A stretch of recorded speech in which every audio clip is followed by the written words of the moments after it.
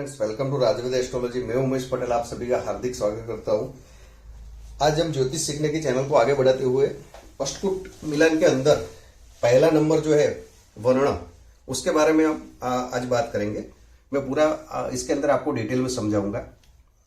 तो अष्टकूट मिलन के अंदर टोटल 8 पॉइंट होते हैं। इसमें से एक पहला है जो उसको वर्ण बोलते हैं, एक फर्स्ट नंबर है। और ये वर्ण कैसे देखा जाता है मैं आपको पूरा नियंत्रण समझाता हूं। वर्ण के टोटल 4 प्रकार होते हैं। 4 प्रकार यहां मैंने लिखा है, प्रकार टोटल 4 होता है। और वर्ण को एक गुण दिया गया है, यानी पहला नंबर जो है उसको एक में से एक गुण आएगा और एक में से 0 आएगा। यहां 1 आ सकता है और 0 आ सकता है, 2 ऑप्शन है। और वो अभी कैसे देखा जाता है, तो टोटल 4 प्रकार के वर्ण है। पहला नंबर दिया गया है ब्राह्मण वर्ण को, उसके बाद आता है क्षत्रिय, फिर आता है वैश्य, फिर आता है शूद्र। यानी ब्राह्मण वर्ण है उसको सबसे ज्यादा इंपॉर्टेंस दिया गया है। उसके बाद आता है क्षत्रिय वर्ण, फिर आता है वैश्य और उसके बाद आता है शूद्र वर्ण। तो ये टोटल 4 वर्ण है। अभी ये जो 4 वर्ण है उसके अंदर राशि दी गई है। तो क्षत्रिय वर्ण के अंदर मेष, सिंह, धनु राशि है, जो 1 नंबर, 5 नंबर और 9 नंबर है उसका। फिर वैश्य वर्ण के अंदर वृषभ, कन्या और मकर राशि है, 2 नंबर, 6 नंबर और 10 नंबर की। शूद्र वर्ण के अंदर मिथुन यानी तुला एंड कुंभ, 3, 7 और 11 नंबर की राशि है।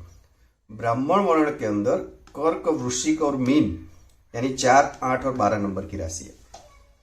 अभी मैंने एक टेबल यहां इजीली आपको समझाने के लिए बनाया है। ब्राह्मण वर्ण को पहला नंबर दिया गया है, मगर उसको आप ठीक 4 नंबर के पीछे आप रख दे, इजीली आप अंडरस्टैंड कर सकेगा, आपको इजीली याद रहेगा। कैसे?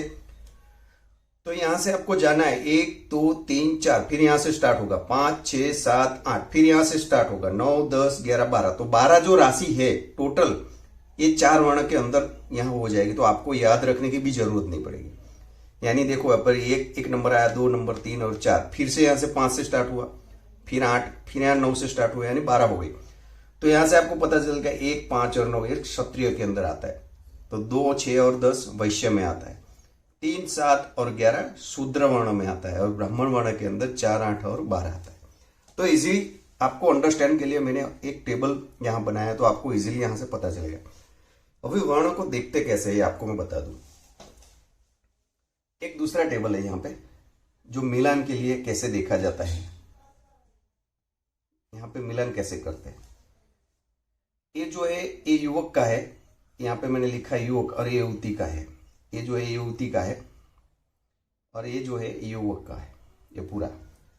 अभी हम देखेंगे, मान लो कि युवक का वर्ण ब्राह्मण वर्ण है, तो यहां पे वो ब्राह्मण, क्षत्रिय, वैश्य और शूद्र किसी में से युवक की कुंडली में होगा, तो उसमें एक में से एक मिलेगा। इसके पहले मैं आपको यहां क्लियर कर दूं, युवक और युवती, उसके अंदर युवक का वर्ण युवती के वर्ण से अच्छा होना चाहिए। यानी मान लो कि युवक युवती का वर्ण क्षत्रिय है, तो युवक का ब्राह्मण होना चाहिए। युवक का युवती का वैश्य है, तो उनका क्षत्रिय होना चाहिए, एक आगे होना चाहिए। ये इस बेस से ये टेबल आपको इजीली अंडरस्टैंड में आएगा, और यही रूल्स यहाँ पे एप्लीकेबल होता है।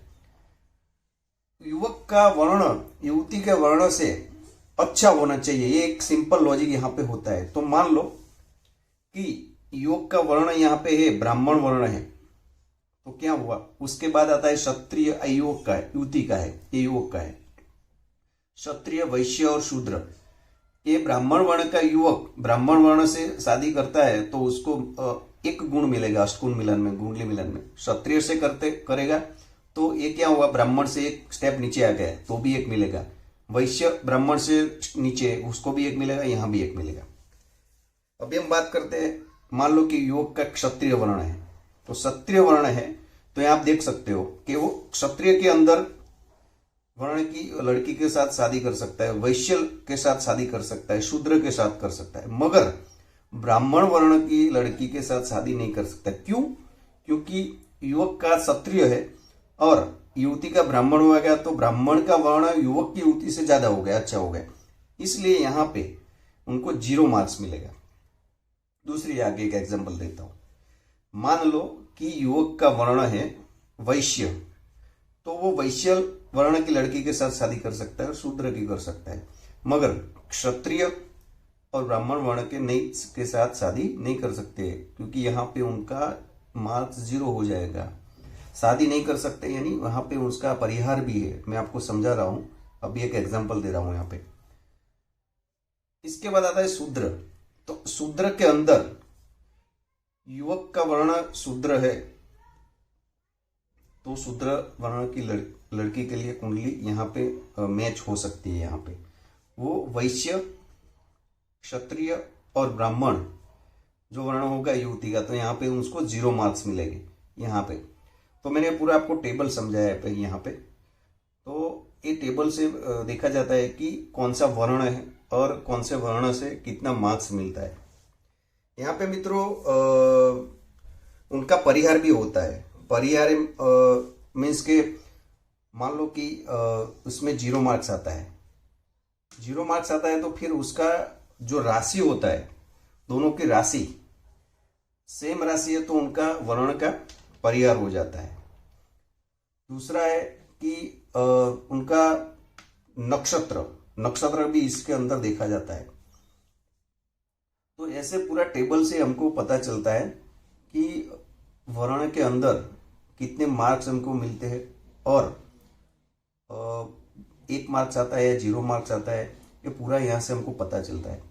तो मित्रों ये अष्टकूट मिलान का पहला नंबर का पार्ट था, जो मैंने आपको डिटेल में यहाँ पे पूरा मैंने समझाया, और यहाँ से आपको इजीली पता चल गया होगा कि क्षत्रिय वर्ण, वैश्य, शूद्र, ब्राह्मण के अंदर कितनी राशि दी गई है, और इजीली टेबल भी मैंने आपको समझाया कितने उसके प्रकार है, उसको कितने गुण मिलते हैं और उनको कैसे देखा जाता है। तो मैं आशा रखता हूँ कि ये वीडियो आपको अच्छा लगा होगा।